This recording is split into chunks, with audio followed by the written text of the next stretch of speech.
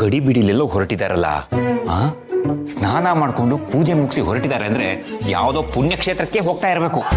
ಎಂಥ ಮಾತಾಡ್ದಿಲ್ಲೋ ಸುಂದರ ದರಿದ್ರ, ಕರೆಕ್ಟಾಗಿ ಹೇಳಿದೆ ನೋಡು. ಈ ವಿಶಾಲವಾದ ಅಕ್ಷಿ ಸ್ನಾನ ಮಾಡಿ ಪೂಜೆ ಮಾಡಿ ಲಗೇಜ್ ತಗೊಂಡು ಅವಸರವಾಗಿ ಹೋಗ್ತಾ ಇದ್ದಾಳೆ. ಆ ಕಡೆ ಕಾರ್ತಿಕೇಯನು ಸ್ನಾನ ಮಾಡ್ತಿದ್ದಾನೆ ಅಂದ್ರೆ ಇಲ್ಲೇನೋ ನಡೀತಿದೆಯಲ್ಲ.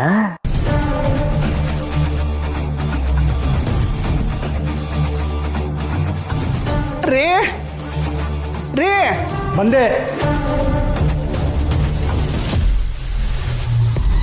ರೀ, ನಾನು ಹೊರಡ್ತಾ ಇದ್ದೀನಿ.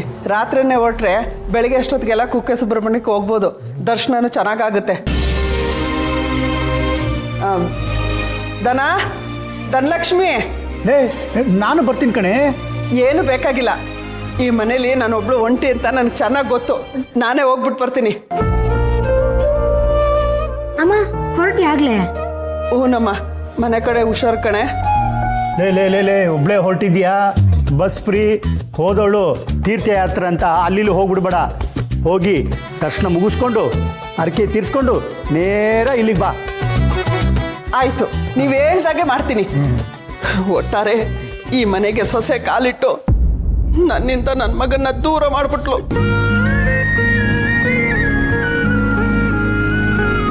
ಹುಷಾರು ಕಣೆ. ಅಮ್ಮ ಹುಷಾರಾಗಿ ಹೋಗ್ಬಿಟ್ಟು.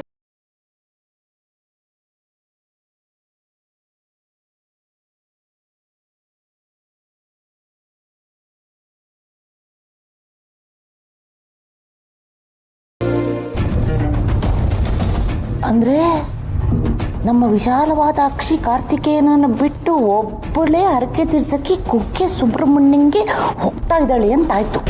ಮಮ್ಮಿ, ಇಷ್ಟು ವರ್ಷ ಜೊತೆಗೆ ಹೋಗ್ತಿದ್ರಲ್ವಾ? ಇಲ್ಲಿ ದೊಡ್ಡ ದರಿದ್ರ, ಈಗ ಅವರಿಬ್ರು ಒಟ್ಟಿಗೆ ಇಲ್ವಲ್ಲೋ. ಅಮ್ಮ ಮಗನ ಬಗ್ಗೆ ಮಾತೇ ಇಲ್ಲ. ಅಪ್ಪ,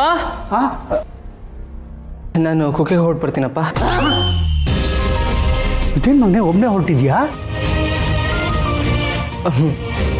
ಅಮ್ಮ ನನಗೋಸ್ಕರ ಮಾಡ್ಕೊಂಡಿರೋ ಹರಕೆ ಅಲ್ವಾ, ಅದನ್ನು ತೀರಿಸೋ ಜವಾಬ್ದಾರಿ ನಂದು, ನನ್ನ ಕರ್ತವ್ಯ ಅದು. ನಾನು ಒಬ್ಬನೇ ಹೊರಟ್ಬಿಡ್ತೀನಿ. ಅಲ್ಲಪ್ಪ, ಅವಳು ಒಂದು ಮಾತು. ಯಾರು? ಅಮ್ಮನಿಗೆ ನನ್ನ ಮೇಲಿರೋ ಕೋಪಕ್ಕೆ ನಾನು ಎಷ್ಟು ಕರೆದ್ರೂ ಬರಲ್ಲ, ಖಂಡಿತವಾಗ್ಲೂ ಬರಲ್ಲ. ನಾನು ಒಬ್ಬನೇ ಹೊರಟ್ಬಿಡ್ತೀನಿ.